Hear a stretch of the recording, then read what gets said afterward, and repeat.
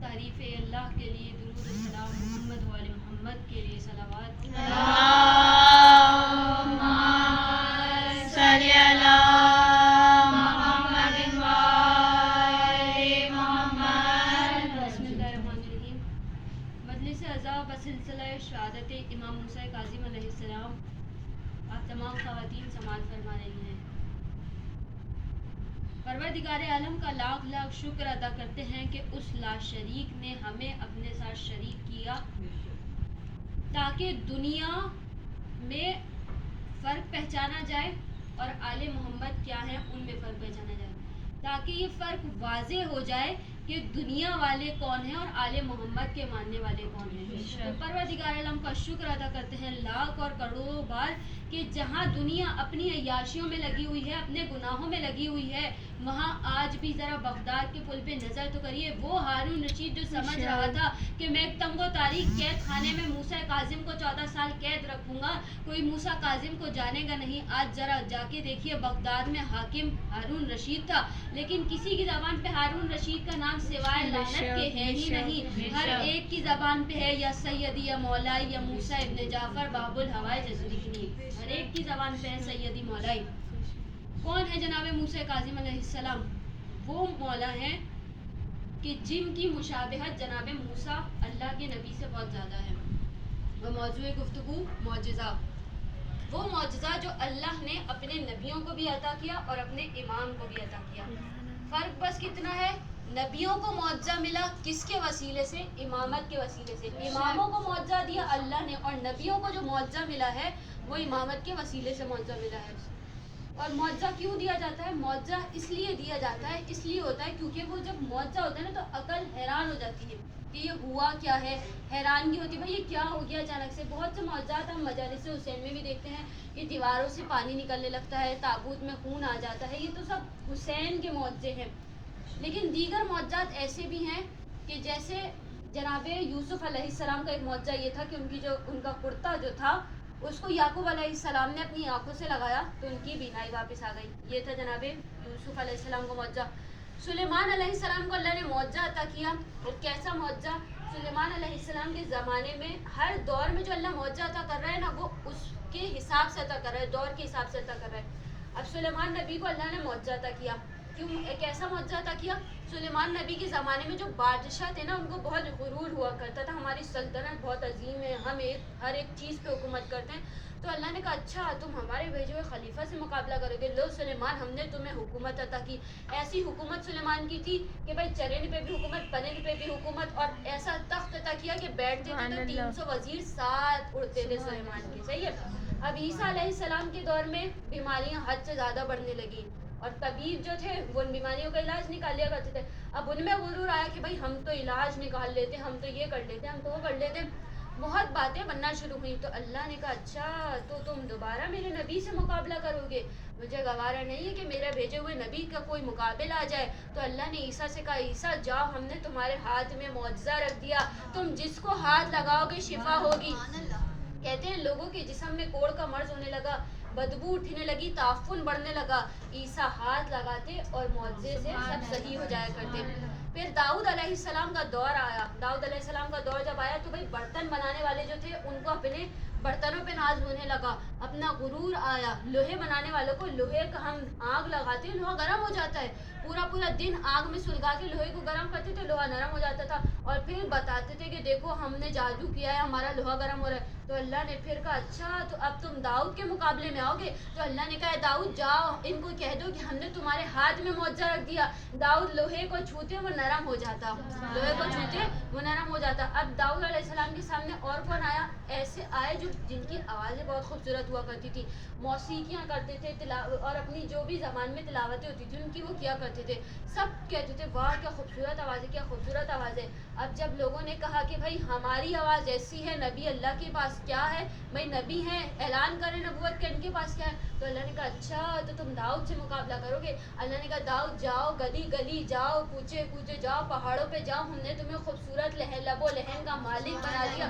اور کہتے ہیں جب داؤد کہتے تھے، باتیں کیا کرتے تھے، مسکراتے تھے، ایسی خوشبو داؤد کے لہجے سے اٹھتی، ایسی آواز کے اندر تازگی تھی کہ چرند پرند آ کے داؤد کے ارد گرد جمع ہو جاتے. یہ سارے معجزے اللہ نے انبیاء کو عطا کیا. موسیٰ علیہ السلام کو کیا معجزہ دیا؟ عصا پھینکتے اژدہا بن جاتا. لیکن جب فخر انبیاء آیا، محمد مصطفیٰ تشریف لائے، تو اللہ نے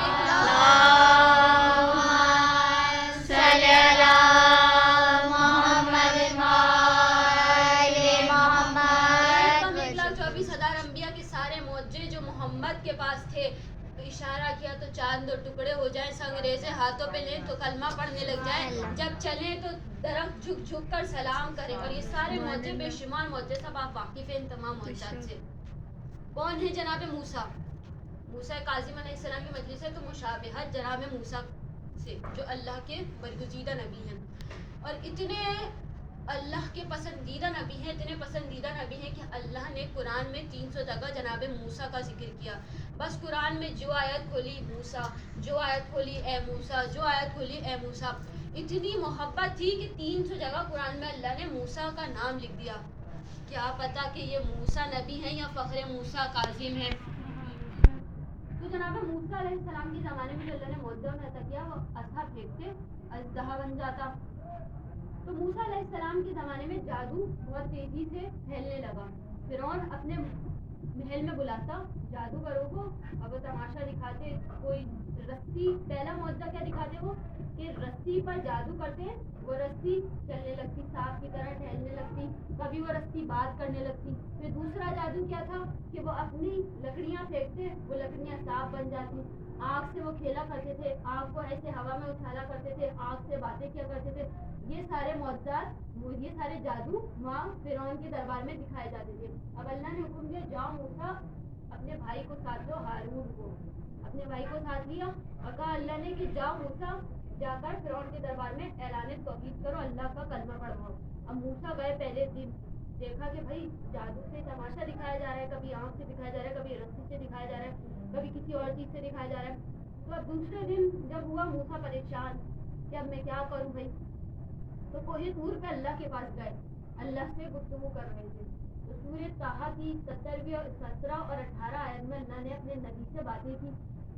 تو کہا موسیٰ گئے تو اللہ نے پوچھا، سورہ طٰہٰ کی 17 آیت، قالت تلک بیمینک موسیٰ، اے موسیٰ یہ تمہارے ہاتھ میں کیا ہے؟ اے موسیٰ یہ تمہارے ہاتھ میں کیا ہے؟ قال موسیٰ ہی عصایا، اے میرے پروردگار یہ میرا عصا ہے. تو کہا موسیٰ یہ تمہارے کس کام آتا ہے؟ کہا پروردگار عالم جب مجھے سونا ہوتا ہے میں اس کو تکیہ بنا لیتا ہوں، جب مجھے چلنا ہوتا ہے یہ مجھے سہارا دے دیتا ہے، میری بکریاں کہیں ادھر ادھر نکل جاتی ہے تو میں ان کو اس لکڑی مار مار کے ان کو جمع کیا کرتا ہوں. کہا اچھا موسیٰ اور کیا کر لیتے ہو؟ کہا اے پروردگار عالم جب دن کا اجالا ہوتا ہے نا، دھوپ ہوتی ہے تو میں لکڑی پر ایک چادر ڈالتا ہوں اور پھر اس کے سائے میں بیٹھ جاتا ہوں، مجھے یہ لکڑی سایہ بھی دیتی ہے. تو کہا اے موسیٰ معجزہ تمہارے ہاتھ میں ہے، ذرا اس لکڑی کو پھینکو تو ذرا. جیسے ہی موسیٰ نے لکڑی کو پھینکا، لکڑی اژدہا بنی. یہاں موسیٰ ہے ڈر گئے، ایک دم سے پیچھے ہوئے. تو کہا موسیٰ ڈرو نہیں، یہ تمہارا تابعدار رہے گا، جب تم دشمن کے سامنے جاؤ گے نا یہ تمہارا تابعدار رہے گا. اب موسیٰ چلے ہیں فرعون کے دربار میں، فرعون کے دربار میں آئے ہیں عصا لے کر اپنا. تو لوگوں نے مذاق اڑانا شروع کیا کہ بھائی یہ عصا ہے، یہ کیا کر لے گا، یہ تو عصا ہے، عصا کے سہارے سے چلتے ہیں، یہ تو بزرگ ہیں، ان سے تو چلا بھی نہیں جاتا. اللہ نے کہا اچھا میرے نبی کا مذاق اڑاتے ہو. اللہ نے موسیٰ پہ وحی کی، موسیٰ وقت آ گیا ہے اپنا عصا پھینکو. وہاں ان تینوں جادوگر نے اپنا عصا پھینکا، وہ سانپ بنے. یہاں موسیٰ نے اپنا عصا پھینکا، وہ اژدہا بنا. اور جیسے ہی موسیٰ کا عصا اژدہا بنا اور ان تینوں سانپوں کو وہ نگل گیا، نگل گیا. اب یہ تھا کس کا معجزہ؟ موسیٰ کا معجزہ تھا. اب ذرا فخر موسیٰ کا معجزہ سنیے. ہارون رشید کا دربار سجا ہوا ہے، وزراء بیٹھے ہوئے ہیں، وزیر بیٹھے ہوئے ہیں، حکماء بیٹھے ہوئے ہیں، تمام درباری موجود ہیں. ایسے میں مولا کا ایک چاہنے والا، موسیٰ علیہ السلام کا چاہنے والا ہارون رشید کے برابر میں کھڑا ہوا تھا. تو ہارون رشید کو پتا تھا کہ یہ مولا کا چاہنے والا ہے، تو اب اس نے اس کا مذاق اڑانے کے لیے کیا کیا، اب دربار میں موسیٰ قاضی میں موجود ہے، اس کا مذاق اڑانے کے لیے کیا کیا، اس کو اپنے ساتھ دسترخوان پہ بٹھا لیا. اب جیسے ہی وہ دسترخوان پہ بیٹھا تو کہا اس کے آگے روٹیاں رکھو، اس کے آگے روٹیاں رکھی گئی. اب یہ سارا معاملہ موسیٰ کاظم علیہ السلام دیکھ رہے ہیں. اس کے آگے جب روٹیاں رکھی گئی تو موسیٰ کاظم، وہ ہارون رشید جو تھا، اس نے کہا کہ جادوگر کے کان میں کچھ کہا. جیسے ہی اس نے جادوگر کے کان میں کچھ کہا، جادوگر نے انگلی کی طرف اس طرح اشارہ کیا. جیسے ہی جادوگر نے اشارہ کیا اور وہ جو مولا کا جو غلام بیٹھا ہوا تھا، چاہنے والا بیٹھا ہوا تھا، اس نے روٹی کا نوالا توڑنا چاہا. یہاں اس نے روٹی کا نوالا توڑنا چاہا، وہاں جادوگر نے اشارہ کیا. جیسے ہی وہ روٹی کا نوالا توڑتا، اس کے اشارے سے وہ روٹی ہوا میں اڑی. جادوگر نے اپنا جادو دکھایا، وہ روٹی ہوا میں اڑی. پھر دوسری روٹی کو اس نے نوالا توڑنا چاہا، جادوگر نے پھر اشارہ کیا، وہ روٹی دوبارہ ہوا میں اڑی. تیسری روٹی پہ اشارہ کیا تو تیسری روٹی بھی ہوا میں اڑی. اب دیکھیے مولا کے جو چاہنے والے نا، مولا باب الحوائج جو موسیٰ کاظم کس طرح اپنے چاہنے والوں کی مدد کرتے ہیں.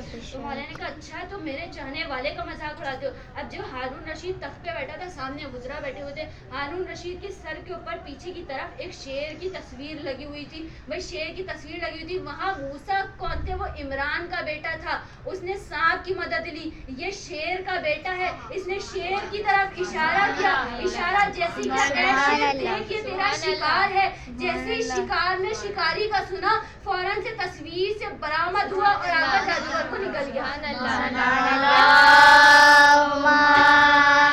صلی اللہ محمد وآل محمد. حیدری حیدری محمد بلند ترین صلوات. اللہم صلی اللہ محمد وآل سانپ کی مدد لے رہے ہیں. یہ موسیٰ حیدر کرار کے بیٹے ہیں، شیر کی مدد لی ہے، شیر کا بیٹا ہے، شیر کی مدد لی. وہاں موسیٰ پہ وحی ہوئی کہ موسیٰ اپنے عصا کو پھینکو. یہاں اللہ نے موسیٰ کاظم پہ وحی نہیں کی، بلکہ جو موسیٰ نے کہہ دیا وہ اللہ نے کر دیا. جو موسیٰ نے کہہ دیا وہ اللہ نے کر دیا. کہا اے شیر یہ تیرا شکار ہے، اس کو کھا لے. نکل گیا وہ شیر، نکل گیا جادوگر کو. اب جو ہارون رشید کا بہت بہادر بنتا تھا، بے ہوش زمین پہ پڑا ہے. اب کیا کرے بھائی، پانی منگوایا گیا، اس کے چہرے پہ چھڑکا گیا. ڈر کے مارے اٹھا، ہلکی ہلکی پلکیں جھپکانے لگا اور ڈر کے مارے مولا کے قدموں سے لپٹ گیا. مولا یہ جو جادوگر تھا، یہ میرے جادوگر کو کھا گیا، آپ نے جو شیر بلایا تھا. مولا اس سے کہیے. اب شیر اتنا ڈر گیا کہ شیر کی طرف دیکھ بھی نہیں رہا میں ایسا نہ مجھے بھی کھا لے. مولا اس سے کہیے کہ یہ میرے جادوگر کو واپس کر دے. کہا کیوں واپس کر دے؟ کہا مولا یہ میں نے بہت دور سے بلوایا تھا، اس لیے بہت مہنگا جادوگر مجھے پڑا اور اس سے میں باتیں کیا کرتا تھا، اس نے مجھے تاج کے پتے سے جادو کرنا سکھایا تھا. مولا اس سے کہیے واپس بھیج دے. تو مولا نے کہا کیا تم نے قرآن میں نہیں پڑھا کہ جب موسیٰ کے اژدہے نے ان تینوں سانپوں کو کھا لیا تھا، ان کے جادوگروں کو کھا لیا تھا، اگر موسیٰ فرعون کے دربار میں اس اژدہے سے جادوگروں کو واپس بلا لیتے تو میں بھی شیر سے اس جادوگر کو واپس بلا لیتا. شیر سے اس جادوگر کو واپس بلا لیتا. یہ ہے موسیٰ کاظم علیہ السلام. اور جو نبی، اللہ کے نبی موسیٰ ہیں، بھی میں نے عرض کیا کہ 300 دفعہ قرآن میں موسیٰ کا نام آیا ہے. کیوں آیا؟ کہ موسیٰ کو پروردگار عالم نے ایک خاص علم عطا کیا تھا. میں جب موسیٰ جاتے تھے نا طور پہ اللہ سے باتیں کرتے، تو اللہ موسیٰ کو علم عطا کرتا جاتا تھا. یا موسیٰ کے دل میں خیال آیا، اللہ کے نبی موسیٰ کے دل میں خیال آیا کہ مجھ سے زیادہ اس زمین پر عالم کوئی ہے ہی نہیں. جیسے ہی نبی کے دل میں یہ خیال آیا تو اللہ نے وحی کی، اے موسیٰ تم کیا سمجھتے ہو کہ تم سے زیادہ کوئی عالم نہیں ہے؟ ہم نے تو عالم پر عالم بنایا ہے. کیسے عالم پر عالم بنایا ہے؟ پروردگار عالم نے کہا اے موسیٰ جاؤ بحرین کی طرف، مارا جل بحرین غلطہ کیا. ہم سب نے سورہ رحمان کی آیت سنی ہے کہ وہاں جاؤ جہاں دو سمندر آپس میں ملتے ہیں، وہاں تمہیں ایک شخص ملے گا. پھر جب تم اس سے باتیں کرو گے نا تو تب تمہیں پتا چلے گا کہ علم ہوتا کیا ہے. اللہ کے نبی موسیٰ چلے مرج البحرین یلتقیان، کیا ہے خوبصورت آیت ہے، سب نے سنی ہے. بحرین کی طرف چلے، دیکھا دو دریا آپس میں ملے ہوئے ہیں اور دریا کے کنارے शख्स बरगजीदा नबी बैठा हुआ है। तो पूछा भाई तुम कौन हो? तो मूसा से उन्होंने कहा कि मैं अल्लाह का नबी हूँ खिज्र, और जो नबी आता रहता है मैं उसको इल्म अता करता जाता हूँ।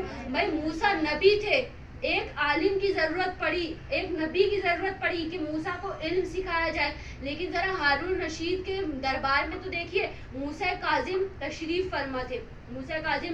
फरमा थे।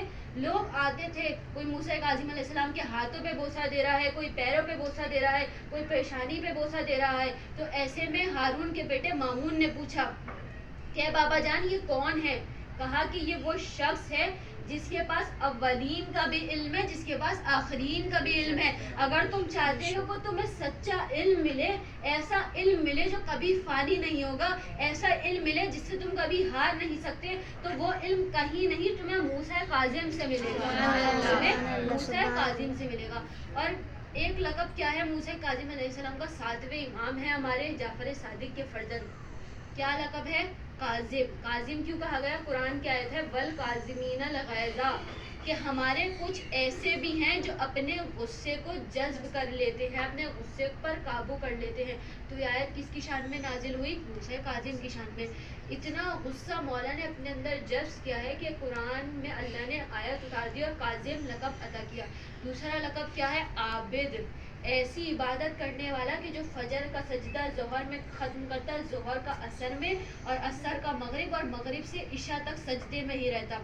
तीसरा लक़ब क्या अता किया? बाबुल हवाइज, हाजतों का दरवाज़ा।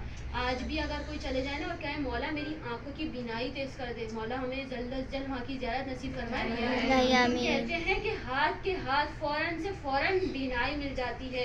मौला हमें सेहत और तंदुरुस्ती नहीं हमें मिल जाए। और सिर्फ माँ बगदाद में नहीं होता, आज भी बुध वाले इमाम बारगाह में या कहीं भी मौला के मंसूबात चले हैं, मूसा काजिम का वास्ता लेकर दुआ करें, फ़ौरन से फ़ौरन दुआ कबूल हो जाती है, क्योंकि ये बाबुल हवाइज है।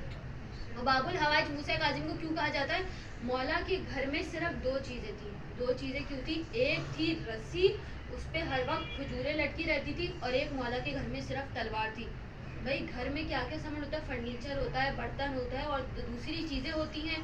तो मौला के घर में सिर्फ दो चीज़ें क्यों?